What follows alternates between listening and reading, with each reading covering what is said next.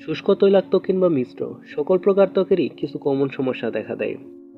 গরম কিংবা শীত, বছরের যে কোনো সময়ে ত্বককে সুস্থ, সুন্দর ও উজ্জ্বল রাখতে প্রয়োজন ময়েশ্চারাইজার। বাজারে বিভিন্ন ধরনের ময়েশ্চারাইজার ক্রিম পাওয়া গেলেও সেগুলো নিয়ে অনেকের সন্দেহ থাকেন যে লাগালে ত্বকের কোনো ক্ষতি হবে কিনা। সো তাদের জন্য রয়েছে প্রাকৃতিক ময়েশ্চারাইজার। সেক্ষেত্রে সহজলভ্য কয়েকটি ঘরোয়া উপাদান দিয়েই ঘরে তৈরি করে নেওয়া যাবে এই প্রাকৃতিক ময়েশ্চারাইজার।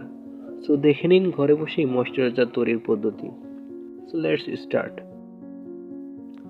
এই ময়েশ্চারাইজারটি তৈরির জন্য প্রয়োজন হবে দুধ, অলিভ অয়েল এবং লেবু। তাই এই ময়েশ্চারাইজারটির নাম দেওয়া হয়েছে দুধ অলিভ অয়েল ময়েশ্চারাইজার। দারুণ এই ময়েশ্চারাইজারটি তৈরিতে প্রয়োজন হবে 1 কাপের 2/3 দুধ, 2 থেকে 3 চামচ লেবুর রস, 2 থেকে 3 টেবিল চামচ অলিভ অয়েল।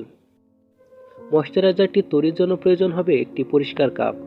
কাপে পরিমাণ মতো দুধের সঙ্গে অলিভ অয়েল ও লেবুর রস মিশিয়ে নিতে হবে। খেয়াল রাখতে হবে সকল উপাদান যেন ভালোভাবে মিশ্রিত হয়।